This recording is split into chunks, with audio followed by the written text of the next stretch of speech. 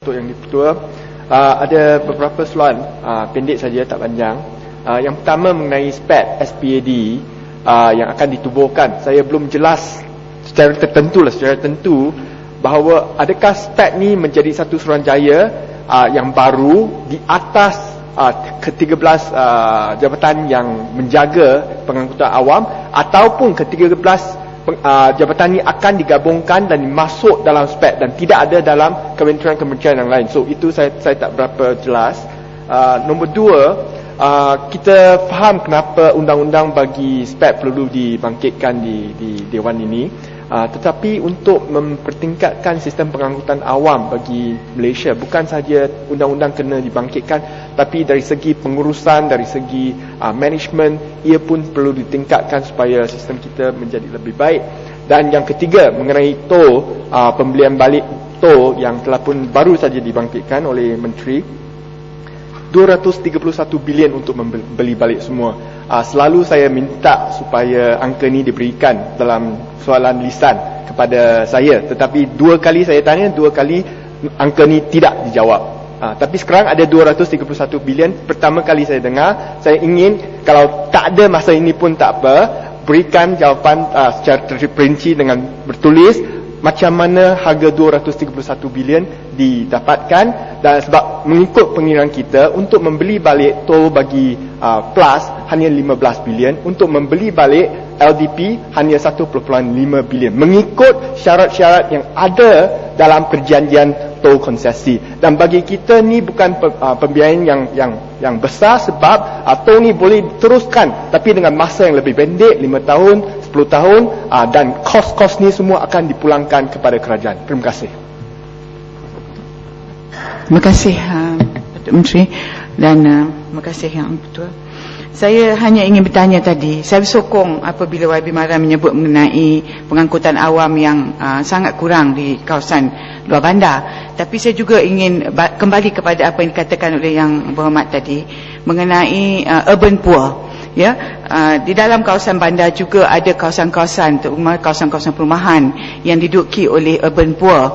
Ya, kawasan-kawasan ini juga tidak mempunyai satu pelaksanaan yang baik untuk pengangkutan awam.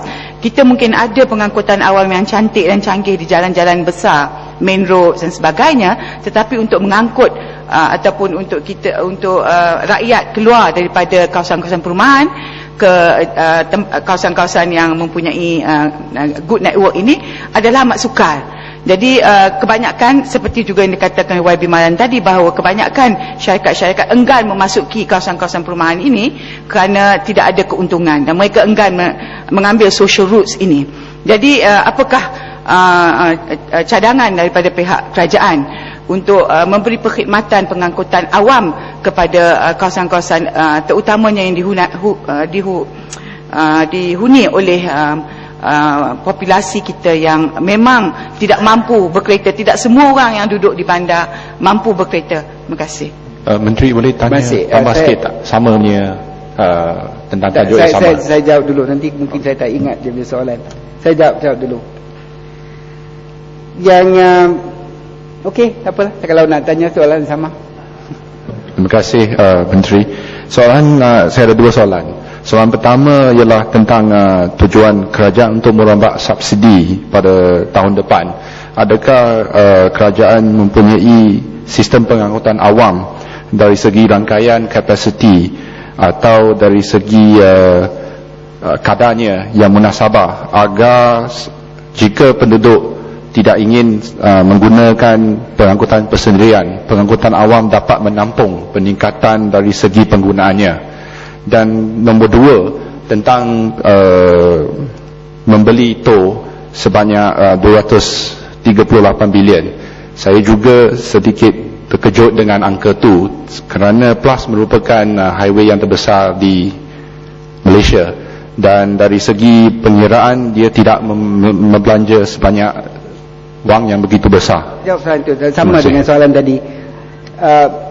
Tentang jumlah yang saya sebut tadi ialah untuk semua 26 toll road yang kita, kalau dah beli semua toll road, bukan hanya untuk Plus.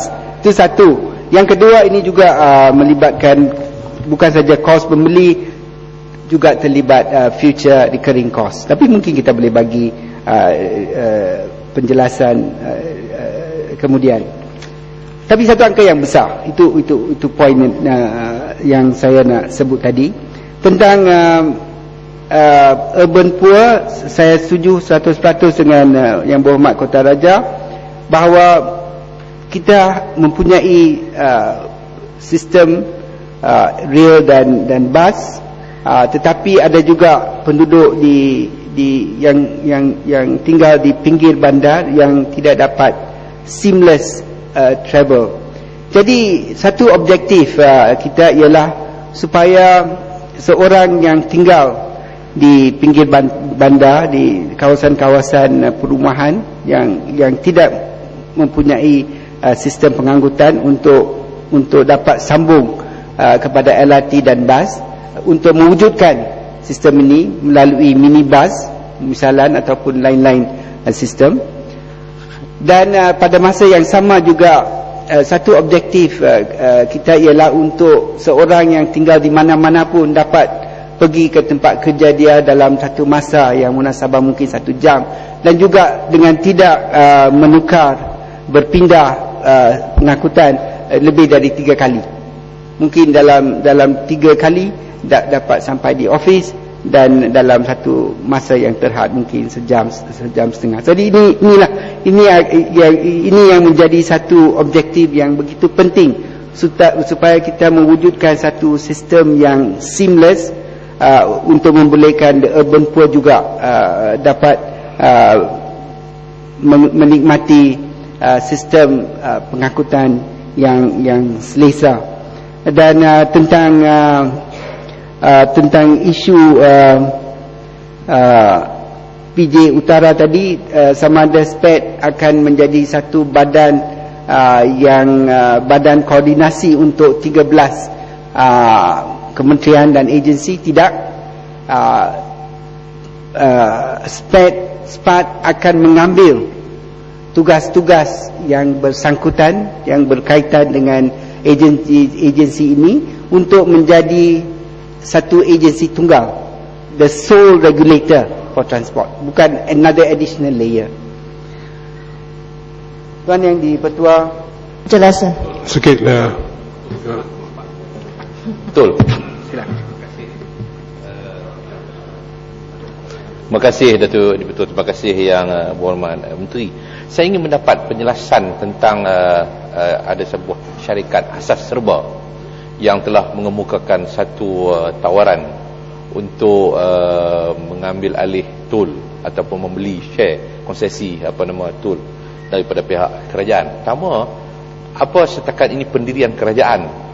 Sebab ada berlaku sedikit penjanggahan. Pertama, kenyataan Yang Berhormat sendiri mengatakan bahawa kita tidak akan jual kepada mana-mana syarikat. Kemudian Yang Berhormat Perdana Menteri kata saya akan teliti sebab saya belum membacanya. Jadi seolah-olah macam belum ada satu kejelasan di sini.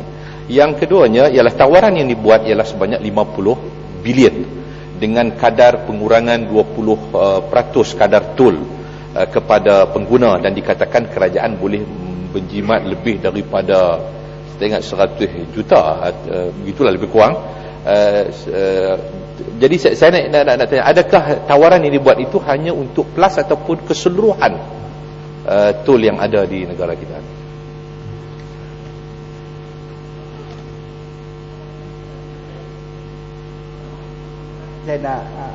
Saya nak pergi ke topik lain.